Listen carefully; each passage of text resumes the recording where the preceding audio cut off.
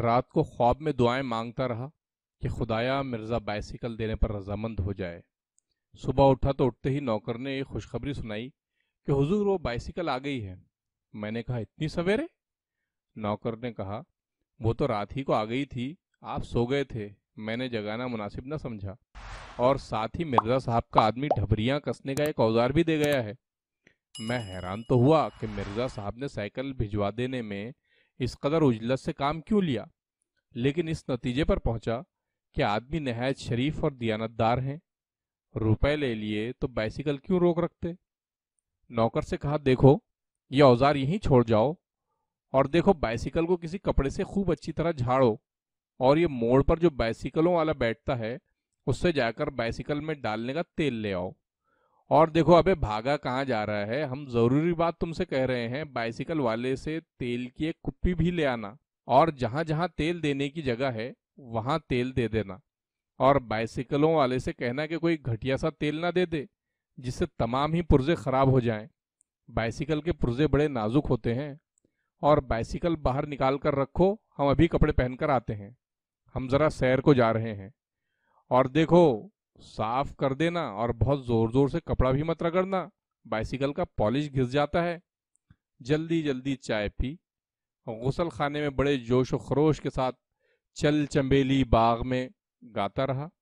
اس کے بعد کپڑے بدلے، اوزار کو جیب میں ڈالا اور کمرے سے باہر نکلا۔ برآمدے میں آیا تو برآمدے کے ساتھ ہی ایک عجیب و غریب مشین پر نظر پڑی۔ ٹھیک طرح سے پہچان نہ سکا کہ کیا چیز ہے۔ نوکر سے دریافت کیا کیوں بے یہ کیا چیز ہے؟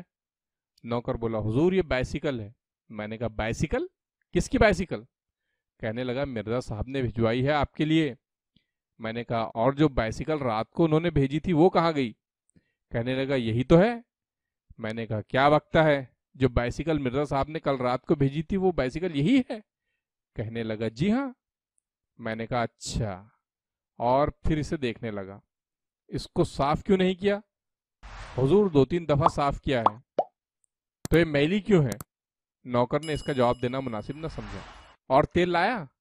ہاں حضور لایا ہوں۔ دیا؟ حضور وہ جو تیل دینے کے چھید ہوتے ہیں وہ نہیں ملتے۔ کیا وجہ؟ حضور دھروں پر میل اور زنگ جمع ہے، وہ سوراخ کہیں بیچ ہی میں دبا گئے ہیں۔ رفتہ رفتہ میں اس چیز کے قریب آیا جس کو میرا نوکر بائسیکل بتا رہا تھا۔ اس کے مختلف پرزوں پر غور کیا تو اتنا ثابت ہو گیا کہ بائسیکل ہے، لیکن مجمل حیت سے یہ صاف ظاہر تھا کہ کل اور رہٹ اور چرخہ اور اسی طرح کی اور ایجادات سے پہلے بنی ہوئی ہے۔ پہیے کو گھما گھما کر وہ سوراخ تلاش کیا جہاں کسی زمانے میں تیل دیا جاتا تھا، لیکن اب اس سوراخ میں سے آمد و رفت کا سلسلہ بند تھا۔ چنانچہ نوکر بولا حضور وہ تیل تو سب ادھر ادھر بہہ جاتا ہے، بیچ میں تو جاتا ہی نہیں۔ میں نے کہا اچھا، اوپر اوپر ہی ڈال دو، یہ بھی مفید ہوتا ہے۔ آخر کار سائیکل پر سوار ہوا۔ پہلا ہی پاؤں چلایا تو ایسا معلوم ہوا جیسے کوئی مردہ اپنی ہڈیاں چٹخا چٹخا کر اپنی مرضی کے خلاف زندہ ہو رہا ہے۔ گھر سے نکلتے ہی کچھ تھوڑی سی اترائی تھی، اس پر بائسیکل خود بخود چلنے لگی، لیکن اس رفتار سے جیسے تارکول زمین پر بہتا ہے، اور ساتھ ہی مختلف حصوں سے طرح طرح کی آوازیں برآمد ہونا شروع ہوئیں۔ ان آوازوں کے مختلف گروہ تھے۔ چین چاں چوں قسم کی آوازیں زیادہ تر گدی کے نیچے اور پچھلے پہیے سے نکلتی تھی۔ کھٹ کھڑ کھڑ کھڑ کی قبیل کی آوازیں مڈ گارڈوں سے آتی تھیں۔ چر چرخ کی قسم کے سر زنجیر اور پیڈل سے نکلتے تھے۔ زنجیر ڈھیلی ڈھیلی تھی، میں جب کبھی پیڈل پر دباؤ ڈالتا زنجیر میں ایک انگڑائی سی پیدا ہوتی تھی جس سے وہ تن جاتی اور چڑ چڑ بولنے لگتی، اور پھر ڈھیلی ہو جاتی تھی۔ پچھلا پہیا گھومنے کے علاوہ جھومتا بھی تھا، یعنی ایک تو آگے کو چلتا تھا اور اس کے علاوہ داہنے سے بائیں اور بائیں سے دائنے کو بھی حرکت کرتا تھا۔ چنانچہ سڑک پر جو نشان پڑ جاتا تھا اس کو دیکھ کر ایسا معلوم ہوتا تھا جیسے کوئی مخمور سانپ لہرا کر نکل گیا ہے۔ مڈگارڈ تھے تو صحیح، لیکن پہیوں کے عین اوپر نہ تھے۔ ان کی مدد سے صرف یہ معلوم ہوتا تھا کہ انسان شمال کی سمت سیر کو نکلے اور آفتاب مغرب میں غروب ہو رہا ہو تو مڈگارڈوں کی بدولت ٹائر دھوپ سے بچے رہیں گے۔ اگلے پہیے کے ٹائر میں ایک بڑا سا پیوند لگا ہوا تھا جس کی وجہ سے پہیا ہر چکر میں ایک دفعہ قدر زمین سے اوپر اٹھ جاتا تھا اور میرا سر پیچھے کو یوں جھٹکے کھا رہا تھا جیسے کوئی متواتر ٹھوڑی کے نیچے مکے مارے جا رہا ہو۔ پچھلے اور اگلے پہیے سے چوں چوں پھٹ کی صدا نکل رہی تھی۔ جب اتار پر بائسیکل ذرا زیادہ تیز ہوئی تو فضا میں ایک بھونچال سا آ گیا اور بائسیکل کے کئی اور پرزے جو اب تک سو رہے تھے بیدار ہو کر گویا ہوئے۔ ادھر ادھر کے لوگ چونکے، ماؤں نے اپنے بچوں کو سینوں سے لگا لیا۔ کھڑ کھڑ کے بیچ میں پہیوں کی آواز جدا سنائی دے رہی تھی، لیکن چونکہ بائسیکل اب پہلے سے تیز تھی اس لیے چوں چوں پھٹ کی آواز نے اب چچوں پھٹ چچوں پھٹ چچوں پھٹ کی صورت اختیار کر لی تھی۔ تمام بائسیکل کسی ادق افریقی زبان کی گردانیں دہرا رہی تھی۔ اس قدر تیز رفتاری بائسیکل کی تب نازک پر گراں گزری، چنانچہ اس میں یکلخت دو تبدیلیاں واقع ہو گئیں۔ ایک تو ہینڈل ایک طرف کو مڑ گیا، جس کا نتیجہ یہ ہوا کہ میں جا تو سامنے کو رہا تھا لیکن میرا تمام جسم دائیں طرف کو مڑا ہوا تھا۔ اس کے علاوہ بائسیکل کی گدی دفتن 6 انچ کے قریب نیچے بیٹھ گئی، چنانچہ جب پیڈل چلانے کے لیے میں ٹانگیں اوپر نیچے کر رہا تھا تو میرے گھٹنے میری ٹھوڑی تک پہنچ جاتے تھے۔ کمر دوہری ہو کر باہر کو نکلی ہوئی تھی اور ساتھ ہی اگلے پہیے کی اٹکھیلیوں کی وجہ سے سر برابر جھٹکے کھا رہا تھا۔ گدی کا نیچا ہونا ازحد تکلیف دہ ثابت ہوا، اس لیے میں نے مناسب یہی سمجھا کہ اس کو ٹھیک کر لوں۔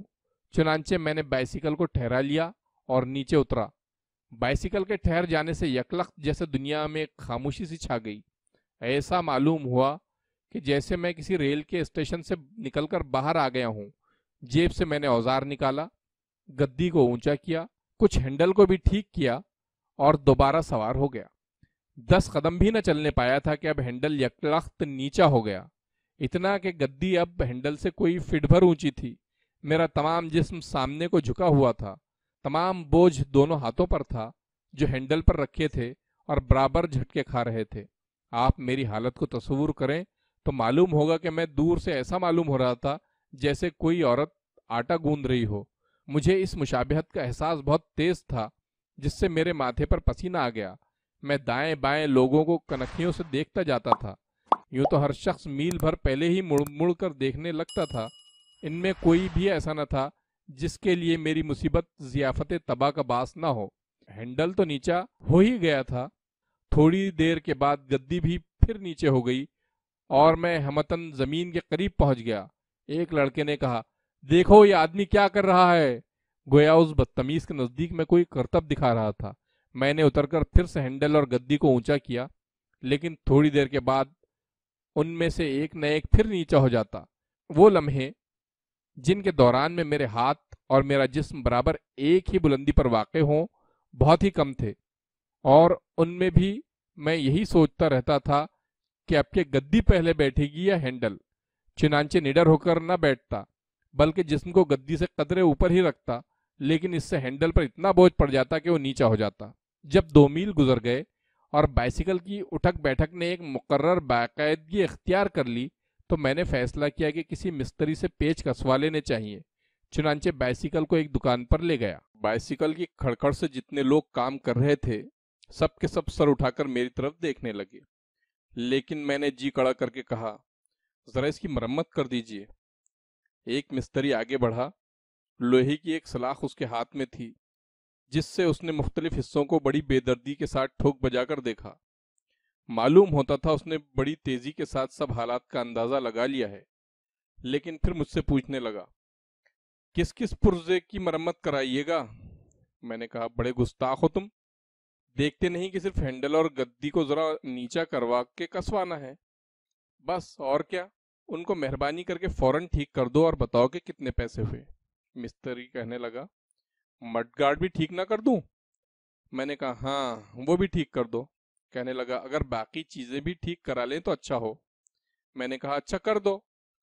بولا، یوں تھوڑی ہو سکتا ہے، 10-15 دن کا کام ہے، آپ اسے ہمارے پاس چھوڑ جائیے۔ اور پیسے کتنے لوگے؟ کہنے لگا، بس 30-40 روپے لگیں گے۔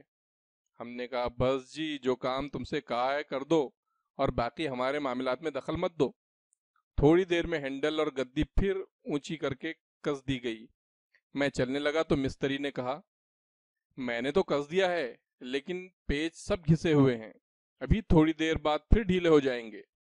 میں نے کہا ہیں بدتمیز کہیں کا، تو 2 آنے پیسے مفت میں لے لیے؟ بولا جناب آپ کو بائسیکل بھی تو مفت میں ملی ہوگی، یہ آپ کے دوست مرزا صاحب کی ہے نا؟ للو یہ وہی بائسیکل ہے جو پچھلے سال مرزا صاحب یہاں بیچنے کو لائے تھے، پہچانی تم نے؟ بھائی صدیاں گزر گئیں لیکن اس بائسیکل کی خطا معاف ہونے میں نہیں آتی۔ میں نے کہا واہ، مرزا صاحب کے لڑکے اس پر کالج آیا جایا کرتے تھے اور ان کو ابھی کالج چھوڑے 2 سال بھی نہیں ہوئے۔ مستری نے کہا ہاں وہ تو ٹھیک ہے، لیکن مرزا صاحب خود جب کالج میں پڑھتے تھے تو ان کے پاس بھی تو یہی سائیکل تھی۔ میری طبیعت یہ سن کر کچھ مردہ سی ہو گئی۔ میں بائسیکل کو ساتھ لیے آہستہ آہستہ پیدل چل پڑا، لیکن پیدل چلنا بھی مشکل تھا۔ اس بائسیکل کے چلانے میں ایسے ایسے پٹھوں پر زور پڑتا تھا جو عام بائسیکلوں کو چلانے میں استعمال نہیں ہوتے، اس لیے ٹانگوں اور کندھوں اور کمر اور بازوؤں میں جا بجا درد ہو رہا تھا۔ مرزا کا خیال رہ رہ کر آتا تھا، لیکن میں ہر بار کوشش کر کے اسے دل سے ہٹا دیتا تھا، ورنہ میں پاگل ہو جاتا، اور جنون کی حالت میں پہلی حرکت مجھ سے یہ سرزد ہوتی کہ مرزا کے مکان کے سامنے بازار میں ایک جلسہ منعقد کرتا جس میں مرزا کی مکاری، بے ایمانی اور دغا بازی پر ایک طویل تقریر کرتا۔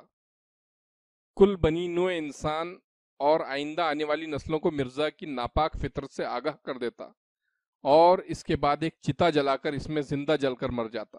میں نے بہتر یہی سمجھا کہ جس طرح ہو سکے اب اس بائسیکل کو اونے پونے داموں کو بیچ کر جو وصول ہو اسی پر صبر شکر کروں، بلا سے 10-15 روپے کا خسارہ سہی، 40 کے 40 روپے تو ضائع نہ ہوں گے۔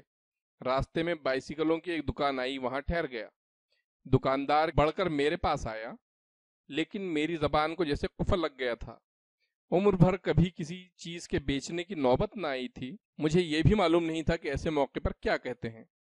آخر بڑے سوچ بچار اور بڑے تامل کے بعد منہ سے صرف اتنا نکلا کہ یہ بائسیکل ہے۔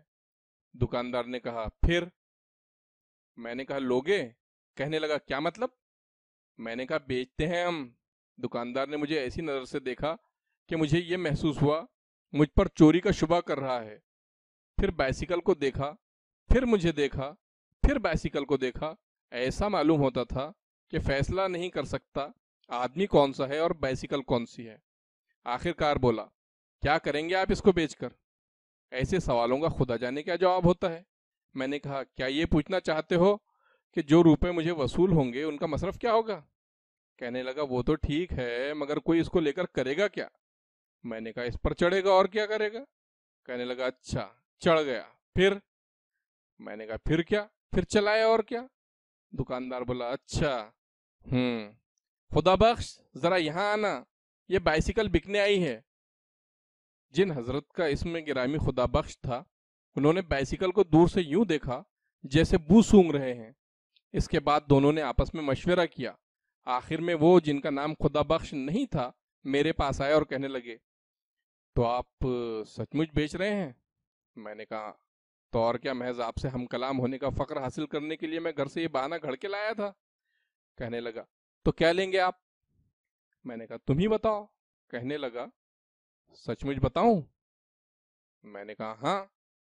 پھر کہنے لگا سچ مچ بتاؤں؟ میں نے کہا آپ بتاؤ گے بھی یا یوں ہی ترساتے رہو گے؟ کہنے لگا 3 روپے دوں گا اس کے۔ میرا خون کھول اٹھا اور میرے ہاتھ پاؤں اور ہونٹ غصے کے مارے کانپنے لگے۔ میں نے کہا او صنعت و حرفت سے پیٹ پالنے والے نچلے طبقے کے انسان، مجھے اپنی توہین کی پرواہ نہیں، لیکن تو نے اپنی بےہودہ گفتاری سے اس بے زبان چیز کو جو صدمہ پہنچایا ہے اس کے لیے میں تجھے قیامت تک معاف نہیں کر سکتا۔ یہ کہہ کر میں بائسیکل پر سوار ہو گیا اور اندھا دھند پاؤں چلانے لگا۔ مشکل سے 20 قدم گیا ہوں گا کہ مجھے ایسا معلوم ہوا جیسے زمین یکلخت اچھل کر مجھ سے آلگی ہے۔ آسمان میرے سر پر سے ہٹ کر میری ٹانگوں کے بیچ میں سے گزر گیا اور ادھر ادھر کی عمارتوں نے ایک دوسرے کے ساتھ اپنی اپنی جگہ بدل لی ہے۔ حواس بجا ہوئے تو معلوم ہوا میں زمین پر اس بے تکلفی سے بیٹھا ہوں گویا بڑی مدت سے مجھے اس بات کا شوق تھا جو آج پورا ہوا ہو۔ ارد گرد کچھ لوگ جمع تھے جن میں سے اکثر ہنس رہے تھے۔ سامنے وہ دکان بھی تھی جہاں ابھی ابھی میں نے اپنی ناکام گفت و شنید کا سلسلہ منقطع کیا تھا۔ میں نے اپنے گرد و پیش پر غور کیا تو معلوم ہوا کہ میری بائسیکل کا اگلا پہیا بالکل الگ ہو کر لڑکتا ہوا سڑک کے اس پار جا پہنچا ہے اور باقی سائیکل میرے پاس پڑی ہے۔ میں نے فوراً اپنے آپ کو سنبھالا، جو پہیا الگ ہو گیا تھا اس کو ایک ہاتھ میں اٹھایا، دوسرے ہاتھ میں باقی ماندہ سائیکل کو تھاما اور چل کھڑا ہوا۔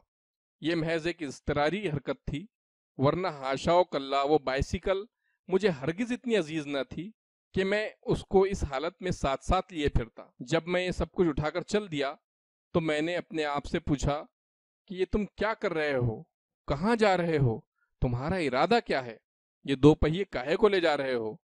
سب سوالوں کا جواب یہی ملا کہ دیکھا جائے گا، فی الحال تم یہاں سے چل دو، سب لوگ تمہیں دیکھ رہے ہیں، سر اونچا رکھو اور چلتے جاؤ، جو ہنس رہے ہیں انہیں ہنسنے دو، اس قسم کے بیہودہ لوگ ہر قوم اور ہر ملک میں پائے جاتے ہیں۔ آخر ہوا کیا؟ محض ایک حادثہ، بس دائیں بائیں مت دیکھو، چلتے جاؤ۔ لوگوں کے ناشائستہ کلمات بھی سنائی دے رہے تھے۔ ایک آواز آئی، بس حضرت غصہ تھوک ڈالیے۔ ایک دوسرے صاحب بولے، بے حیا بائسیکل، گھر پہنچ کر تجھے مزہ چکھاؤں گا۔ ایک والد اپنے لخت جگر کی انگلی پکڑے جا رہے تھے، میری طرف اشارہ کر کے کہنے لگے، دیکھو بیٹا، یہ سرکس کی بائسیکل ہے، اس کے دونوں پہیے الگ الگ ہوتے ہیں۔ لیکن میں چلتا گیا، تھوڑی دیر کے بعد آبازی سے دور نکل آیا۔ اب میری رفتار میں ایک عزیمت پائی جاتی تھی۔ میرا دل جو کئی گھنٹوں سے ایک کشمکش میں پیچ و تاب کھا رہا تھا، اب بہت ہلکا ہو گیا تھا۔ میں چلتا گیا حتیٰ کہ دریا پر پہنچا۔ پل کے اوپر کھڑے ہو کر میں نے دونوں پہیوں کو ایک ایک کر کے اس بے پرواہی کے ساتھ دریا میں پھینک دیا جیسے کوئی لیٹر باکس میں خط ڈالتا ہے، اور واپس شہر کو روانہ ہو گیا۔ سب سے پہلے مرزا کے گھر گیا، دروازہ کھٹکھٹایا، مرزا بولے، اندر آ جاؤ۔ میں نے کہا، آپ ذرا باہر تشریف لائیے، میں آپ جیسے خدا رسیدہ بزرگ کے گھر میں وضو کیے بغیر کیسے داخل ہو سکتا ہوں؟ باہر تشریف لائے تو میں نے وہ اوزار ان کی خدمت میں پیش کیا جو انہوں نے بائسیکل کے ساتھ مفت ہی مجھ کو عنایت فرمایا تھا، اور کہا، مرزا صاحب، آپ ہی اس اوزار سے شوق فرمایا کیجئے، میں اب اس سے بے نیاز ہو چکا ہوں۔ گھر پہنچ کر میں نے پھر علم کیمیا کی اس کتاب کو مطالعہ شروع کیا جو میں نے ایف اے میں پڑھی تھی۔